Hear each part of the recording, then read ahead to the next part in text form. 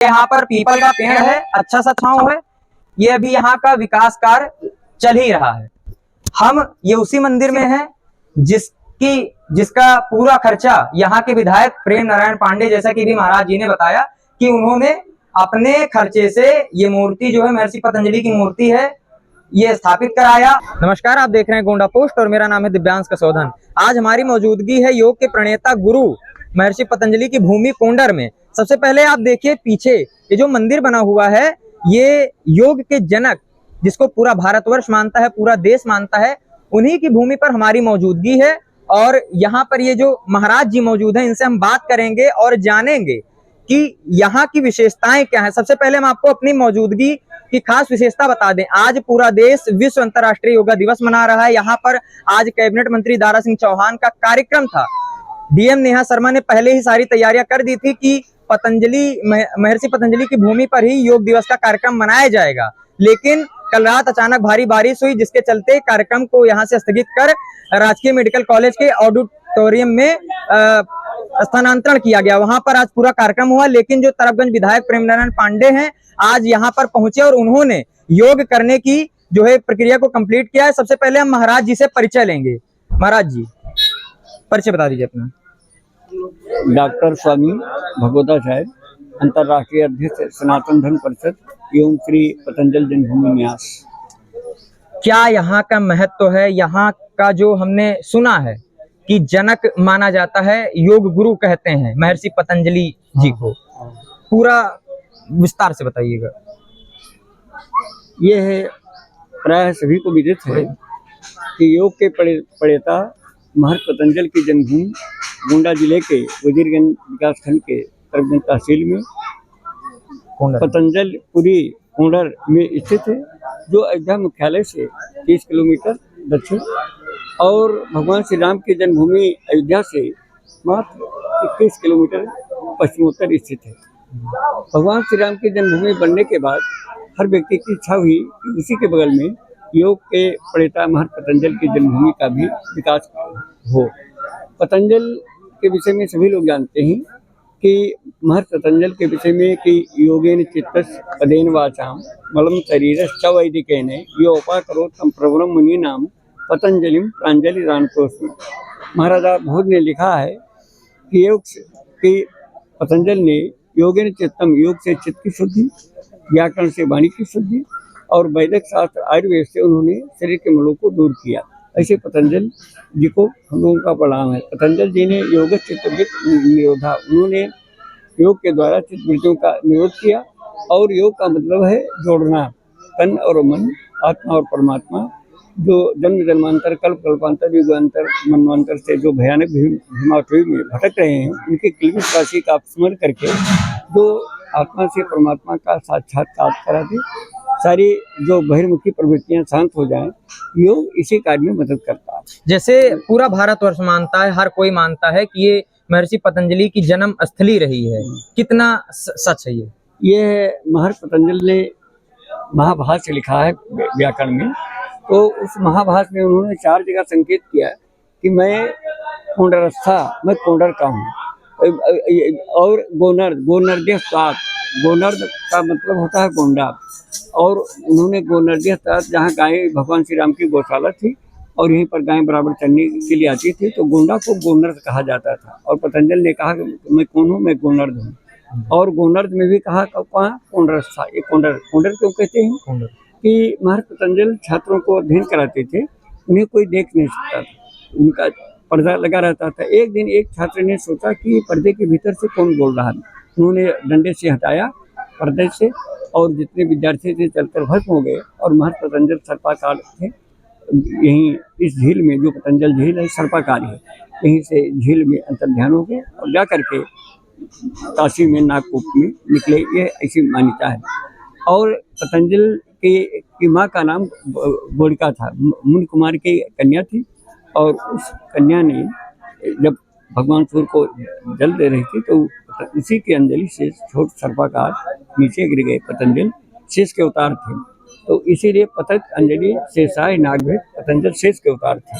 तो पतंजलि ने द्वापर और कल के संधि में उन्होंने शेषाय भगवान से वरदान मांगा था कि मेरी विद्या का विकास नहीं हो, तो उन्होंने कहा कि द्वापर कल के सन में आपकी विद्या का विकास होगा। तो वही पतंजल इसी गोंडा के गोंडर में जन्म लेकर और इसी गोंडर में छात्रों को अध्ययन कराए, तो इसलिए वो पतंजल के जन्म स्थली मानी जाती है।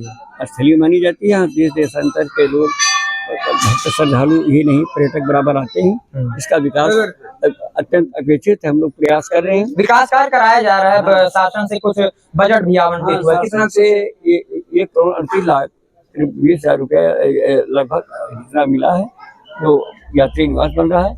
और सामने जो ये पतंजल मंदिर बन रहा है, महान पतंजलि का जन्मभूमि का, इसे यहाँ के जो विधायक हैं यशस्वी माननीय श्री प्रेमनारायण जी पांडे, वो निजी अपने पैसे से बनवा रहे हैं और बहुत से उत्साही कर्मठ हैं और उनके सौजन्य से हो रहा है।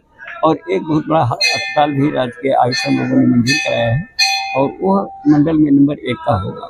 मंजूरी हो गई है आयुर्वेदिक अस्पताल विश्वविद्यालय की, या फिर सिर्फ प्रस्ताव दिया गया? नहीं, प्रस्ताव ऑलरेडी हो गया, सब स्वीकृत हो गया। अब वो मंडल में नंबर 1 का रहेगा। आगे तो चल रहा है। और हम लोग महर्षि पतंजलि के सम्मान में माननीय प्रधानमंत्री जी से मांग कर रहे हैं कि पतंजलि के सम्मान में महर्षि पतंजलि अंतर्राष्ट्रीय विश्वविद्यालय की स्थापना हो, महर्षि पतंजलि संस्कृत विद्यापीठ हो, ताकि जो गुरुकुल की पद्धति के आधार पर और यहाँ पर पुस्तकालय वाचनालय हो, और इसे अयोध्या दर्शन में पतंजलि जन्मभूमि को सम्मिलित किया जाए। अच्छा, ये कितने वर्षों से जो है विकास से उपेक्षित रहा है?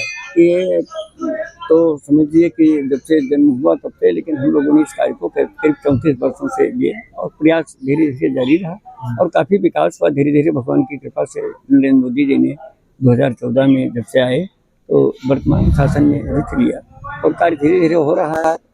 मालूम ऐसा आभास हो रहा है कि विकास की किरणें फुटित हुई हैं और जन सहयोग भी मिल रहा है। भंडारा भी इस गाँव के सहयोग से जबरदस्त हो रहा है। यहाँ पे कभी हम आते समय रास्ते में हमने झील देखा है। इस झील की लंबाई करीब करीब क्या होगी? 9 किलोमीटर में झील है और ये सामने जो झील है पतंजलि झील सर्पाकार झील है। सर्पाकार आकार में? जी हाँ, क्योंकि पतंजलि शेष के अवतार थे। शेषावतार इसीलिए उनको माना जाता है। हाँ, इसी में अंतर्ध्यान हो गए थे सर्प के रूप में और यहाँ से जाकर के वो नागकोट में काशी में निकले थे। ये एक मान्यता है। सर्पाकार झील है, इसके विकास के लिए सुंदरीकरण के लिए भी प्रयास जारी है। घाटों का निर्माण हो और ये पर्यटक केंद्र बने, लोगों के आकर्षण का, ये सब प्रयास चल रहा है। हमारे जो माननीय विधायक जी हैं काफी प्रयास सोच ले रहे हैं और सामने श्री विपिन सिंह जी विधायक जी हैं, ये प्रधान जी हैं, ये भी काफी रुचि ले रहे हैं दिन रात।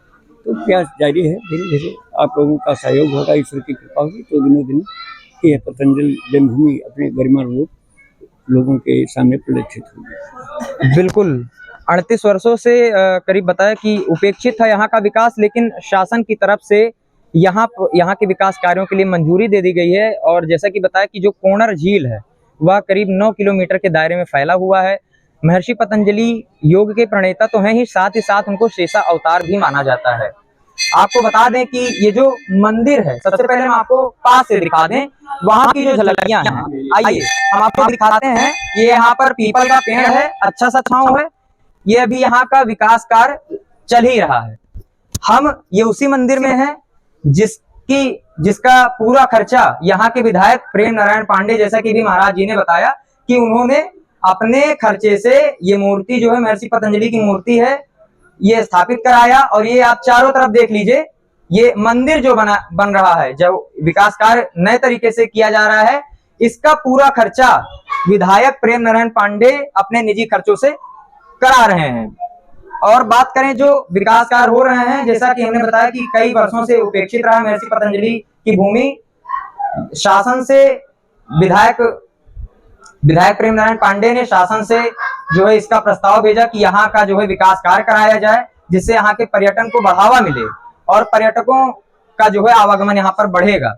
आपको बता दें कि शासन से करीब 1.5 करोड़ रुपए तकरीबन पास हुआ है यहाँ के विकास कार्य के लिए। इसमें बाउंड्री वॉल निर्माण है, या जो पर्यटक आएंगे उनके लिए बैठने का स्थान और तमाम सौंदर्यीकरण के कार्य इसी 1.5 करोड़ के तकरीबन में कराए जाएंगे। और आपको बता दें कि एक प्रस्ताव विधायक ने शासन से और किया है, यहाँ पर आयुर्वेदिक विश्वविद्यालय की स्थापना की जाए।